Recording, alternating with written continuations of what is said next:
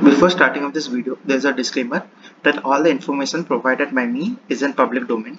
So there is no breach of any sensitive information. Second thing, the information provided by me is based on my research and experience, but are not 100% accurate. So self-research is appreciable.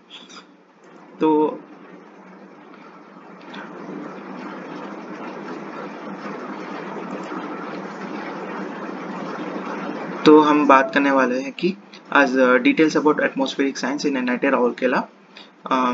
और मैं हूं निर्वाण Abhilash, MSc atmospheric science से आदित्य केसवानी का दोस्त from सेपिन tutorial. तो ज़्यादातर मेरा थोड़ा माइक के लिए सॉरी, क्योंकि मेरा माइक इतना भी आज थोड़ा परफेक्ट नहीं है, तो साउंड में डिस्टर्बेंस होगा और थोड़ा नेट इशू है, थोड़ा लैगिंग प्रॉब्लम हो सकता है। तो मैं आज डिस्कस करने वाला था, क्योंकि बहुत सारे बच्चे लोग पूछ रहे थे कि सर एटमॉस्फेरिक साइंस है क्या, डिपार्टमेंट कैसा है, एटमॉस्फेरिक साइंस लेना सही होगा या नहीं, या normal subject physics MSc physics ले या मैथ ले वो सही होगा या नहीं। There is lot of question, क्योंकि मैं भी एटमॉस्फेरिक साइंस में डिपार्टमेंट जब ज्वाइन किया तो मुझे भी बहुत सारा क्वेश्चन था। तो आज हम कुछ टॉपिक्स एंड पॉइंट्स में बात करेंगे जो मुझे कुछ सीखने को मिला एज ए डिपार्टमेंट में 1 साल बिताए हुए, और कुछ चीज़ें कुछ से ज़्यादा से चीज़ें नेट से भी मैं खोजा हूँ। तो पहली बात है कि एटमॉस्फेरिक साइंस है क्या, वो भी हमको समझना है, क्या क्या पढ़ने वाला है। कुछ ब्रीफ डिटेल बताऊंगा, डिपार्टमेंट का लोकेशन क्या है, सिलेबस कैसा है, टीचर कैसा है, रिसर्च क्या चलता है, प्लेसमेंट्स के बारे में बात करेंगे, प्राइवेट में कैसा प्लेसमेंट मिलता है, कितना मिलता है, गवर्नमेंट में क्या क्या प्लेसमेंट है, फॉरेन कंट्री में यह प्लेसमेंट है या नहीं, और सैलरी कितना देते हैं, क्योंकि सैलरी बहुत इंपॉर्टेंट है तो लोगों के लिए। अगर किसको फर्दर स्टडीज करना है या रिसर्च में जाना है तो फर्दर स्टडीज के लिए क्या क्या एग्जाम दे सकते हैं, कौन से एग्जाम इंडिया के लिए है, कहाँ कहाँ पढ़ सकते हैं, और कट ऑफ के बारे में बात करेंगे कि सीसीएमएल में कितना कट ऑफ गया है, और लास्ट में ये कंक्लूजन में खत्म करेंगे कि आपके लिए एटमॉस्फेरिक साइंस अच्छा है या नहीं, या एमएससी फिजिक्स और मैथ्स अच्छा है। तो पहली बात करेंगे एटमॉस्फेरिक साइंस। अब देखो, एटमॉस्फेरिक साइंस से ही वर्ड्स में सिंपल अब वर्ड में ही समझ आना चाहिए कि एमएससी एटमॉस्फेरिक साइंस है क्या।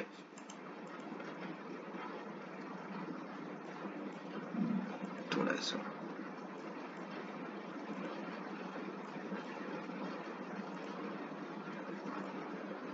तो पहली बात है एमएससी एटमॉस्फेरिक साइंस।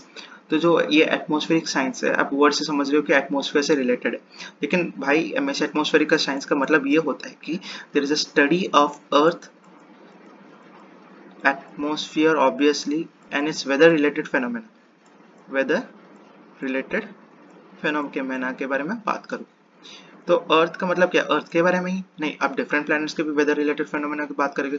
वेदर में क्या क्या आता है आपके, तो एक एटमॉस्फेयर बहुत बड़ा इंपॉर्टेंट पैरामीटर, अगर एटमॉस्फेयर ही नहीं है देन वेदर का ज़्यादातर बड़ा पार्ट ही मिस हो रहा है। एटमॉस्फेयर के बारे में बात करोगे आप, इवन ओशंस के बारे में बात करोगे, you will study about ocean, ocean का डायनामिक्स के बारे में, उसका फिजिक्स के बारे में आप पढ़ने वाले हो, आप जियो फिजिक्स भी पढ़ने वाले हो अर्थ के जियो फिजिक्स के ऊपर। आप मीटरोलॉजी, ऑल्दो एटमॉस्फेयर के अंदर मीटरोलॉजी आती है, लेकिन मीटरोलॉजी का मतलब होता है आपका वेदर के ऊपर कैसा इम्पैक्ट पड़ रहा है। ओके, पानीपाग विभाग बोलते हैं हम लोग, पानीपाग के बारे में हमको स्टडी करना। आप पोल्यूशंस के बारे में पढ़ाई करोगे, पोल्यूशन के बारे में पढ़ाई करोगे, क्लाइमेट चेंज के बारे में पढ़ाई करोगे, a lot etcetera, you have lot to study. तो बेसिकली अब पूरा वेदर रिलेटेड फेनोमेना जो हमारा लाइफ के लिए ज़्यादा इंपॉर्टेंट है, ह्यूमन लाइफ के लिए जो सस्टेन होता है, वो सब चीज़ों के बारे में पढ़ोगे, आप उसका फिजिक्स भी समझोगे या मैथमेटिक्स समझोगे। ओके, ये है एटमॉस्फेरिक साइंस का सिंपल चीज़। हम बात करेंगे अभी डिपार्टमेंट के बारे में, ये कहाँ कहाँ पढ़ सकते हो, कहाँ कहाँ आपको प्रोवाइड किया जाता है डिपार्टमेंट। देखो, इसके बारे में आपको मैं बताऊंगा 3 जगह पे आप यही एटमॉस्फेरिक साइंस को परस्यू कर सकते हो। पहले हम बात करेंगे आईआईटीज के अंदर, आप इवन आप आइजर्स का भी है, लेकिन आइजर्स में ज़्यादातर पीएचडी होता है, तो आइजर को मैं नेगलेक्ट करता हूँ क्योंकि एमएससी मिलता नहीं है। आईआईटीज के अंदर एमएससी बात करेंगे, एनआईटीज के अंदर, ओके एनआईटीज के अंदर, और सेंट्रल यूनिवर्सिटी के अंदर, सीयू सेंट्रल यूनिवर्सिटी में कहाँ पर, ये आपको आईआईटी भुवनेश्वर में मिलता है, will get it in IIT Bhubaneswar. अब देखोगे ज़्यादातर ये जो कोर्स है कॉमनली आपको मिलेंगे उड़ीसा में, क्योंकि ये साइक्लोन स्टेट है, तो साइक्लोन स्टेट के होने की वजह से मतलब ये ज़्यादातर कोर्स ज़्यादा डिमांड में रहता है। लेकिन आईआईटी भुवनेश्वर मिलेंगे MSc in atmospheric and ocean science के हिसाब से। आपको यही कोर्स आईआईटी धनबाद और आईएसएम धनबाद में भी मिलता है, लेकिन they call it as geo physics. Okay. लेकिन उनका सिलेबस अगर थोड़ा देखूं तो हमारे सिलेबस से ही थोड़ा ज़्यादातर मिलता रहता है, कुछ कुछ सब्जेक्ट कॉमन होता है IIT धनबाद में। यही चीज़ आपको IIT बॉम्बे में मिलता है। दे call it environmental science and environmental engineering करके। तो ये मैं जस्ट एग्जांपल दिया, और भी है, लेकिन ज़्यादातर इन्हीं IITs में ये कोर्स आपको मिलेगा। लेकिन PhD के लिए आपको ज़्यादातर टॉप IIT सब मैक्सिमम IITs हो जाता है कि IIT दिल्ली में मिल जाएगा, IIT KGP में मिल जाएगा, खड़गपुर में मिल जाएगा, IIT खड़गपुर में मिल जाएगा। तो आपको जितने भी टॉप IIT भुवनेश्वर में मिल जाएगा, ऑब्वियसली जो है IIT बॉम्बे भी मिल जाएगा। you'll get it in all top IITs। NITs के अंदर for MSc only you'll get in NIT Rourkela, आपको NIT राउरकेला में ही मिलेगा, आपको NIT राउरकेला ही में मिलेगा। और सेंट्रल यूनिवर्सिटी के अंदर आपको मतलब आपको Calcutta university, you'll get in Calcutta university, you'll get in Andhra university, Andhra university में मिल जाता है। और BHU में भी है, डिपार्टमेंट खुला हुआ है। SRM में भी है, प्राइवेट में अगर जाना चाहते हो तो SRM में भी है। एंड ऑब्वियसली DU में आप PhD कर सकते हो, PhD कोई प्रॉब्लम नहीं है, you'll get it central university. तो अब देखो, अब पूछ सकते हो कि IIT में जाना अच्छा है या NIT के अंदर जाना अच्छा है, सेंट्रल यूनिवर्सिटी जाना अच्छा है। तो देखा जाए तो इनमें से तो मैं तो प्रेफर करूंगा कि आप IIT भुवनेश्वर से भी कर सकते हो, लेकिन NIT Rourkela is one of the best. और इस फील्ड में देखा जाए तो वेल मैं सेंट्रल यूनिवर्सिटी देख रहा था, देख सेंट्रल यूनिवर्सिटी में you can do most of research, लेकिन प्लेसमेंट और टेक्निकल एक्सपर्टीज के लिए then for this field I recommend NIT Rourkela which I feel. तो अब NIT राउरकेला के बारे में ही मैं डिस्कस करने वाला हूँ क्योंकि आई एम फ्रॉम देयर। तो अभी NIT राउरकेला ये एक्चुअली है किधर, आपका डिपार्टमेंट कैसा, कुछ फोटोज आपको मैं दिखाऊंगा। ये आपका NIT राउरकेला का मैप, मतलब ये राउरकेला में आता है जो उड़ीसा डिस्ट्रिक्ट में, मतलब सुंदरगढ़ डिस्ट्रिक्ट में आपका इधर NIT राउरकेला है, जो उड़ीसा के अंदर आता है as a state in the state of Orissa, Sundargarh के डिस्ट्रिक्ट में आता है। तो बेसिकली ये है department of atmospheric science. I have some photo, जितना भी ये है सब पब्लिक डोमेन में, you can all access it. कुछ फोटोज है, जैसे ये कुछ हमारा लैब का फोटोज है, ये कुछ कॉरिडोर का फोटो है, दिस आर द लैब्स। ये आपका सर्वर है जिसमें आप पूरा जितना भी डेटा होता है IMD का वेदर डेटा सब स्टोर होता है इसमें अंदर। This are the labs, okay, photos है। तो next will talk about syllabus और डिपार्टमेंट के बारे में ऑब्वियसली।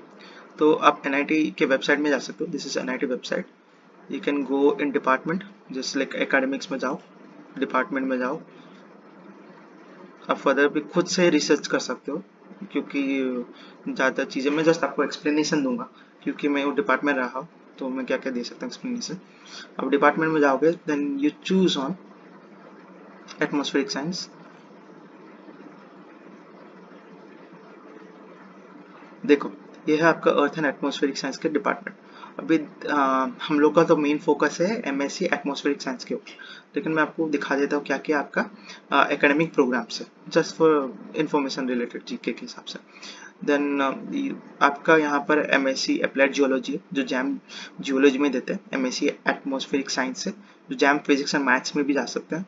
आपका MTech भी है, गेट से आता है, PhD भी होता है यहाँ पर। अभी हम बात करते हैं कि करिकुलर सिलेबस के बारे में हम बात करते हैं, उसके बाद हम जाएंगे प्रोफेसर्स के बारे में। अगर सिलेबस में जाओगे you can check about syllabus. I give you just brief detail about syllabus, क्योंकि बहुत सारे बच्चे पूछ रहे थे कि हम फिजिक्स में कर रहे हैं या मैथमेटिक्स में कर रहे हैं, ऐसा कुछ नहीं होगा कि हम नहीं समझ पाएंगे, डिफरेंट स्ट्रीम हो जा रहा है। तो आप फर्स्ट सेमेस्टर में पढ़ने वाले फिजिक्स ऑफ एटमॉस्फेयर। अभी फिजिक्स ऑफ एटमॉस्फेयर में आप क्या क्या पढ़ोगे, फिजिक्स एटमॉस्फेयर में थर्मोडायनेमिक्स पढ़ोगे, फिजिक्स के लिए जो बच्चे हैं थर्मोडायनेमिक्स पढ़ेंगे, थर्मोडायनेमिक्स बेसिक्स अंडरस्टैंडिंग है, जितना भी पढ़ोगे फर्स्ट लॉ सेकेंड लॉ के बारे में पढ़ोगे, आप एंट्रोपी के बारे में समझने वाले हो, आप ड्राई एयर और मॉइस्ट एयर के थर्मोडायनेमिक्स के बारे में समझोगे, dry adiabatic moist adiabatic stability, ये सब चीज़ें होता है basically all like physics thermodynamics के ऊपर। Even you will get introduce to radiation theory, मतलब आप ब्लैक बॉडी रेडिएशन के बारे में पढ़ोगे। तो this is the physics of atmosphere के आप सब्जेक्ट में ये पढ़ने वाले। अब डायनेमिक्स ऑफ एटमॉस्फेयर, ये सब्जेक्ट में, this subject is one of the interesting subject. आप डायनामिक्स पढ़ोगे, क्या क्या फोर्सेस रिलेटेड है एटमॉस्फेयर के डायनामिक्स को चलाने के लिए।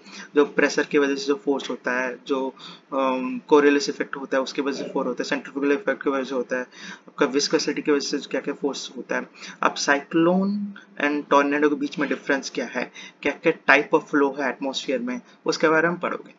सेम चीज फिजिक्स ऑफ ओशन, आप ओशंस के लेयर्स के बारे में पढ़ोगे, आप ओशन का थर्मोडायनेमिक्स के बारे में समझोगे, लेयर्स कैसे कैसे है, थर्मोक्लाइन लेयर है, आप उसके सैलिनिटी के बारे में समझोगे, करंट्स क्या होता है।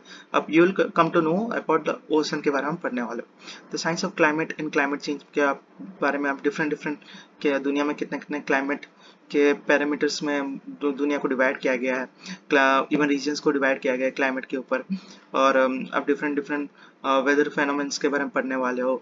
देन दिस इज आप क्लाइमेट एंड क्लाइमेट चेंज के बारे में पढ़ोगे। एटमॉस्फेरिक इंस्ट्रूमेंटेशन लैबोरेटरी में आप इंस्ट्रूमेंट्स के बारे में पढ़ोगे जो हेल्प करेगा आपको एटमॉस्फेरिक के पैरामीटर्स का रीडिंग को समझने के लिए। बेसिक प्रोग्रामिंग में आप धीरे धीरे, because programming are very much necessary in this field, क्योंकि आपको अपना थ्योरी को बेसिकली आपको मैथमेटिकल मॉडल जो भी है, आप तो जाके प्रैक्टिकल हर समय नहीं करोगे, आप अपना थ्योरी को कंप्यूटर मॉडल में आपको प्रूव करना है, उसका अंडरस्टैंड भी करना है। तो फोर्ट्रान शुरू करने वाले हो, मैटलैब प्रोग्रामिंग होता है, लेकिन ज़्यादातर हमारे लोग पाइथन भी यूज़ करते हैं समझने के लिए। And MATLAB is one of the good क्या बोलूँगा टूल, आप टूल भी यूज़ करोगे प्रोग्रामिंग लैंग्वेज में। सेकेंड सेमेस्टर में जो फिजिक्स फोर्स होता है उसका डायनेमिक्स आ जाता है, मतलब फोर्सेस क्या क्या रिलेटेड होता है। अब जब भी डायनेमिक्स समझोगे तो समझ लेना कि फोर्सेस रिलेटेड सब्जेक्ट होता है, कुछ ना कुछ फोर्स एक्ट करता है तभी जाकर डायनेमिक्स होता है क्या क्या डायनेमिक्स फोर्सेस में होता है। अब सैटेलाइट मेट्रोलॉजी एंड ओशनोग्राफी में आप सैटेलाइट्स के से जो डेटा मिलता है आप उसको कैसे समझोगे, उसको रीड कैसे करोगे, उसका जो आपको उससे आपको वर्टिकल टेम्परेचर प्रोफाइल बनाना है अर्थ का, इवन ओशनोग्राफी का सी सरफेस टेम्परेचर में पढ़ोगे। बाउंड्री लेयर मेट्रोलॉजी ज़्यादा मैं डीप नहीं जाऊंगा, लेकिन ये बहुत इंपॉर्टेंट और बहुत इंटरेस्टिंग सब्जेक्ट है। आपका ट्रोपोस्फियर के नीचे भी एक लेयर होता है जिसको हम बोलते हैं बाउंड्री लेयर, उसमें आपका पोल्यूशन का पैरामीटर, उसमें ज़्यादातर आपका जितने भी पोल्यूशन पैरामीटर होता है या जितने भी एक्टिविटी होते हैं उसी में ही होता है, that is most important layer, boundary layer जो होता है। तो even weather analysis and forecasting के बारे में पढ़ोगे। वेदर एनालिसिस में अर्थ में हमारे इंडिया के लिए सबसे बड़ा वेदर जो होता है वो मानसून, उसके बारे में आप समझोगे। Remote sensing and satellite laboratory, उसमें आप टूल्स यूज़ करोगे कि आप टूल्स यूज़ करके इंडिया गवर्नमेंट से ये डिफरेंट डिफरेंट कंट्री से डेटा लेके, सैटेलाइट का डेटा लेके उसको अंडरस्टैंड कर प्लॉट करोगे।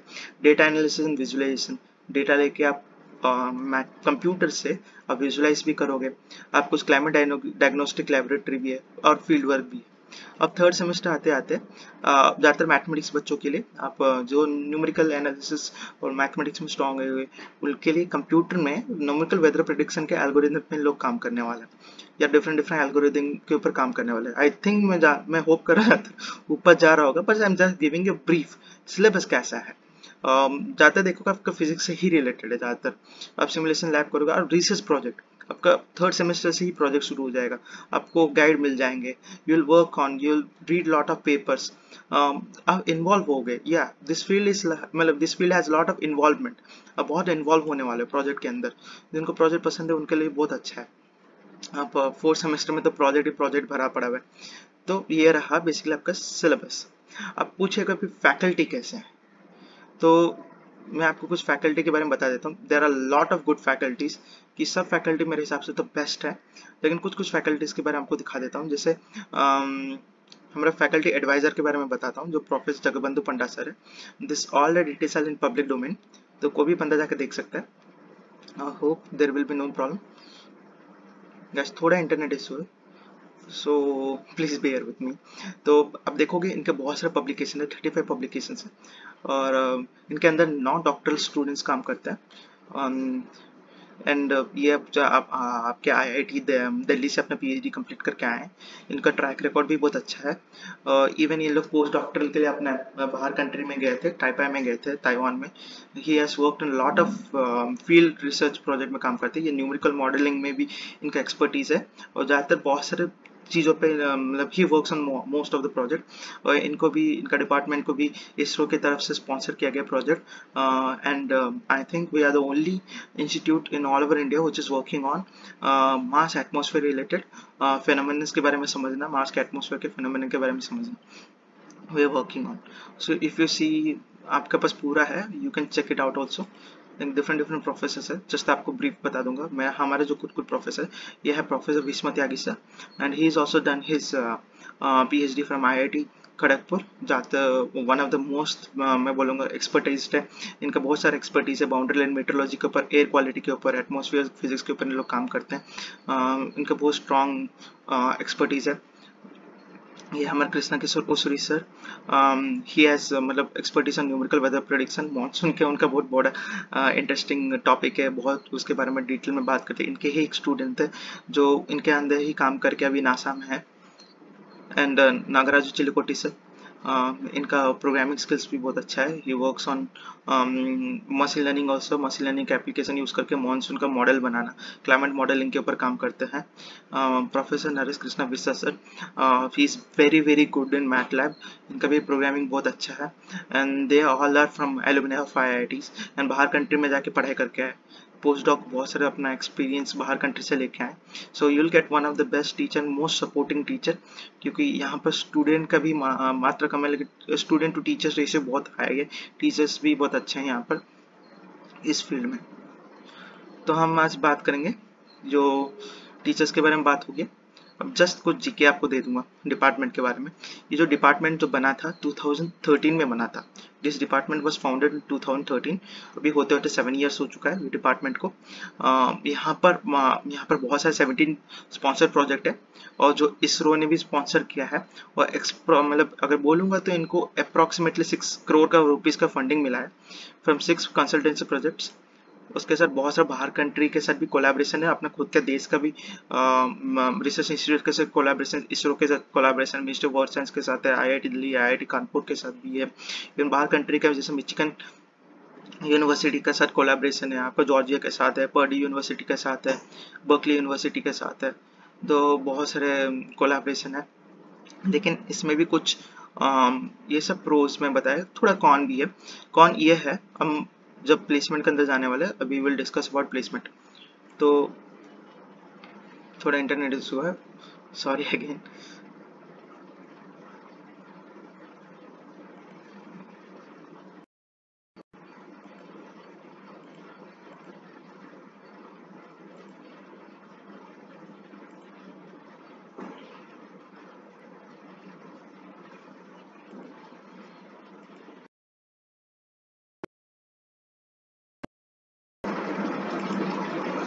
I have problem with laptop, sorry.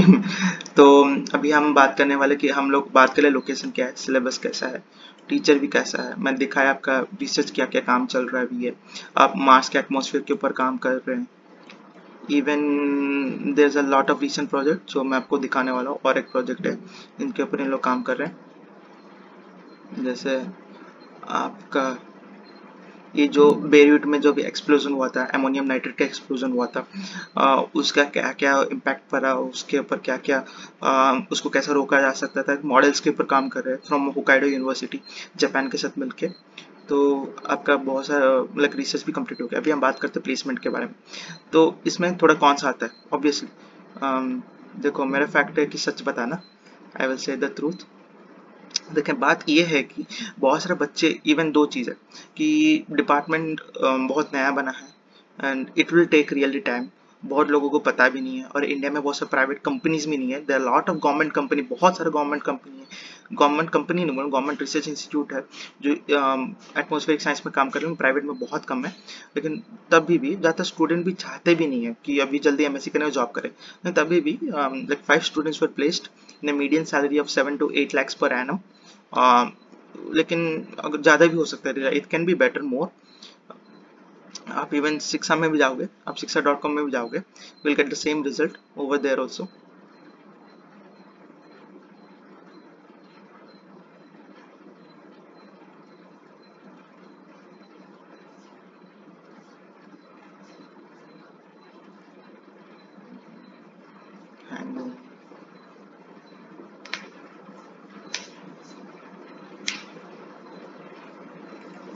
आप शिक्षा में भी जाओगे, तो ये आप शिक्षा में अगर जाके देखोगे, over there also they are showing like average और मीन सैलरी, मतलब मीडियन एक्चुअल अलग बात है, एवरेज सैलरी के बारे में बात करूंगा, इज लाइक 5.6 lakhs, उधर तो दिखा रहे थे 6 to 7 lakhs, लेकिन 5.6 lakhs का आपको सैलरी मिल जाता है, विच इज़ ओके गुड, लेकिन ज़्यादातर बच्चों को नहीं मिला अब तक, विच इज़ वेरी कंसर्निंग।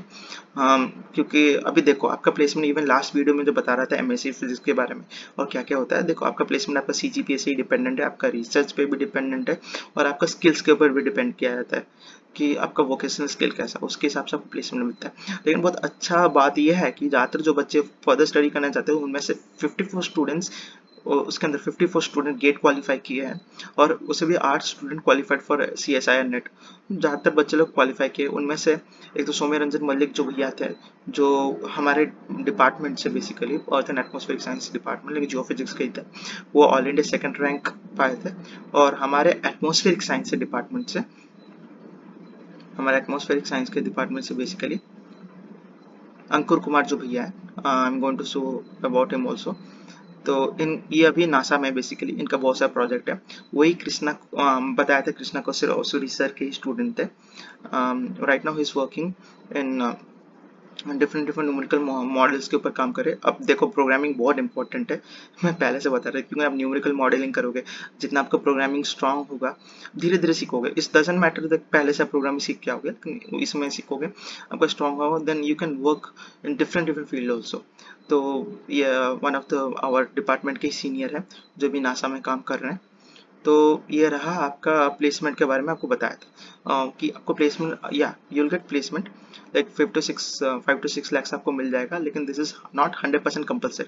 तो आपका प्लेसमेंट आपके खुद के ऊपर डिपेंड करता है। तो प्लेसमेंट के ऊपर बात किया, गवर्नमेंट में भी आप जा सकते हो, you will get in ISRO also, आप इसरो में जा सकते हो, मतलब इसरो में IIRS है, Indian institute of remote sensing में जा सकते हो। तो दिखाया नासा भी है फॉरेन में। सैलरी आपका मीन जो होता है वो आपका कितना आएगा, 6 के आसपास, 6 to 7 lakhs में आप जा सकते हो, 6 to 7 lakhs पर एनम में जा सकते हो, विच इज़ वेरी गुड, लेकिन नॉट 100%, क्योंकि आपको ही खुद का आपका रिसर्च अगर अच्छा होगा then you will get it, आपका CGP भी अच्छा हो then you will get it. तो फर्दर स्टडीज के बारे में हम बात करते हैं। बात है कि फर्दर स्टडीज, आप फर्दर स्टडीज के लिए कहाँ कहाँ जा सकते हो और क्या क्या एग्जाम दे सकते हो। देखो आप अगर देखोगे देन आप CSIR नेट दे सकते हो। CSIR नेट में आप अर्थ साइंस के सिलेबस में you can give paper on earth science. अब नेट में जस्ट मारना CSIR नेट अर्थ साइंस, तो अर्थ साइंस का पेपर पे आप एग्जाम दे सकते हो। अर्थ साइंस का पेपर आप क्वालिफाई करने के बाद आप मतलब आइजर हो या IIRS हो, इंडियन इंस्टीट्यूट रिमोट सेंसिंग जो इसरो के ही अंदर आता है, IIRS इसरो के अंदर हो, या आप IMD हो, या देयर लाइक लॉट ऑफ जो भी डिफरेंट सेंटर में आप एज ए रिसर्चर के जैसे काम कर सकते हो। You can work as a researcher. तो आप उनमें से रिसर्चर कैसे काम कर सकते हो, you can be a researcher over there, you can do your PhD over there, paid PhD आपको मिल जाएगा। अदरवाइज आप खुद वैसे NIT में आके काम कर सकते हो, दे आर लाइक इंडिया में आप कर सकते हो। अब फर्दर कंट्रीज में जाना चाहते हो then you can go and give GRE। इनमें से एक फ़ायदा है कि अगर NIT में करते हो तो एक सबसे बड़ा फ़ायदा है कि अगर आपका रिसर्च अच्छा है, if your research work is very good, और आपका CGPA भी बहुत अच्छा है, यार आपका CGPA भी बहुत अच्छा है, देन जैसे हमारे अंकुर भैया थे जिनके बारे में आपको बता रहा था, सीनियर है, तो उनका रिसर्च वर्क बहुत अच्छा था, CGPA भी अच्छा था। देन मतलब कृष्णा कौशरी सर की वजह, मतलब उनके तरफ से भी उन लोग रिकमेंडेशन करके पर्डी यूनिवर्सिटी में भेज दिया गया था, रिकमेंडेशन से आपको पर्डी यूनिवर्सिटी भेज दिया गया था, उसके बाद वो नासा में काम किए। तो अब जस्ट आप रिकमेंडेशन से भी जा सकते हो, you can go bye recommendation also. तो ये रहा। अभी हम बात करते कट ऑफ का। देखो CCMN में आपका, मैं CCMN के बारे में बात कर रहा हूँ कि NIT के अंदर तो आपका 2 होता है, आप इधर फिजिक्स से जा सकते हो, you can go by physics, और बाय मैथमेटिक्स पेपर से, ओके। लेकिन फिजिक्स में भी एक ही बात कंपलसरी रखना है, तुमको याद रखना है कि अब फिजिक्स आप पढ़े होगे at least 2 semester mathematics extra paper होना चाहिए, you have to have extra paper on mathematics please, okay. और मैथ लोगों को भी इतना याद रखना है कि एटलीस्ट उनका 2 सेमेस्टर में physics should be an extra paper, okay. Physics should be an extra paper, और साइड पेपर भी बोल सकते हैं 2 सेमेस्टर के लिए। sometimes they do take also 1 semester, but 2 semester is very मतलब is safe. ओके उनका वेबसाइट में जो दिया गया इवन आप CCMN काउंसलिंग पर, ठीक है। अब फिजिक्स का कट ऑफ के बारे में बात करते हैं। जनरल में लास्ट ईयर के बारे में बताऊंगा मुझे क्या सोचता है, मैंने क्या रिसर्च किया, मुझे कितना लगा एवरेज कितना होने वाला है। तो लास्ट ईयर में फिजिक्स के लिए शुरू हुआ था, अगर होता आई वाज चेक्ड, मतलब पूरा 100% नहीं बताऊंगा लेकिन एवरेज ले लेता हूँ, आसपास 1500 से शुरू हुआ था एंड एंड हुआ था 2800 में, जस्ट पास मार्क में एंड हुआ था। लेकिन अगर ये मैं बता रहा हूँ स्पॉट राउंड का शुरू से लेके, स्पॉट राउंड से शुरू से लेके नॉर्मल फर्स्ट काउंसलिंग से, ओके। और सर आप पूछोगे इतना कम क्यों गया, देखो अभी ये स्पॉट राउंड में सीट बाकी ही रह गया, क्योंकि बहुत सारे ऐसा तो नहीं होता है, जनरली 1700 से ही बंद हो जाता है, बेसिकली 1700 के आसपास हो जाता है। लास्ट तो कोरोना एक फैक्टर है, दिस अ फैक्टर कोरोना, और बहुत सारे बच्चों को भी पता नहीं है, they don't know about this. तो एक तो मैं बोलूँगा मतलब ज़्यादा इन्फॉर्मेशन नहीं है, इन्फॉर्मेशन भी नहीं है उस समय। तो एक तो कोरोना हुआ, इन्फॉर्मेशन नहीं हुआ, और ज़्यादातर लोगों को ये एक बड़ा फैक्टर है। तो ऐसे भी देखा जाए तो 2800 तक एंड हुआ, और मैथ्स के लिए तो 900 से शुरू हुआ था, 900 के आसपास, और सेम थिंग 2850 में कुछ 2800 के आसपास ही कट हुआ था, अगर देखा जाए तो इवन मैथ्स में भी वही था। तो यही चीज़ें कोरोना प्ले किया और समथिंग। लेकिन अगर मैं देखूंगा सब साल का, मतलब 4 इयर्स का एवरेज देखूंगा, और फिजिक्स में आपका अगर 1700 से बिलो आता है, देन यू कैन आपका हो जाएगा, आपका भी हो जाएगा। तो मैथ्स का भी वही 1500 के आसपास हो जाएगा। लेकिन मैं ऐसा बोलूंगा कि आप होप रखो, इवन आप जस्ट पास भी करते हो, क्योंकि ज़्यादातर अभी क्या है ना, फ़ायदा ये है कि ज़्यादातर लोगों को इसके बारे में पता ही नहीं, तो आप जस्ट पास भी करते हो, then you can apply for this field also, कि आपको one of the best NIT में एक ऐसा डिपार्टमेंट है कि जो फ्यूचर में इसका बहुत डिमांड है, उसमें आपको सीट मिल जाएगा, तो आप देख भी सकते हो। तो ये रहा आपका मैथ्स एंड फिजिक्स के बारे में, CCMN के ऊपर बात किया। अभी अभी आप पूछोगे इनमें से कि सर कंक्लूजन अभी करते हैं, या आपको फर्दर स्टडी समझ आए, कट ऑफ भी समझ आए, अभी कंक्लूजन करते हैं। तो कंक्लूजन में आप ये पूछोगे सर इधर मैं MSc एटमॉस्फेरिक साइंस लूँ, ATMs लूँ, या फिजिक्स लूँ, MSc फिजिक्स लूँ, ये है ना, एटमॉस्फेरिक साइंस में फिजिक्स। देखो मैं एटमॉस्फेरिक साइंस उन्हीं बच्चों को मैं बोलूंगा, देखो एट लास्ट अगर फिजिक्स भी करो, एटमॉस्फेरिक साइंस करो, तो आपको तो PhD एक ही चीज में ही करना पड़ेगा, एक ही स्पेशलाइजेशन में करना पड़ेगा। अभी आपको आपका मन है कि आपको इसके ऊपर जाने के लिए, आपको जियो फिजिक्स के ऊपर जाने के लिए, okay you have this craze, तो जियो फिजिक्स में जाना है। जैसे आपका कहीं पे मन था कि आप स्पेस रिलेटेड और स्पेस साइंस रिलेटेड पे कुछ काम करो, स्पेस साइंस से रिलेटेड पे कुछ काम करो, लेकिन आप एस्ट्रोनॉमी में नहीं जा पाए, एस्ट्रोफिजिक्स में नहीं जा पाए, नॉटिकल इंजीनियरिंग में नहीं जा पाए, this field is also open.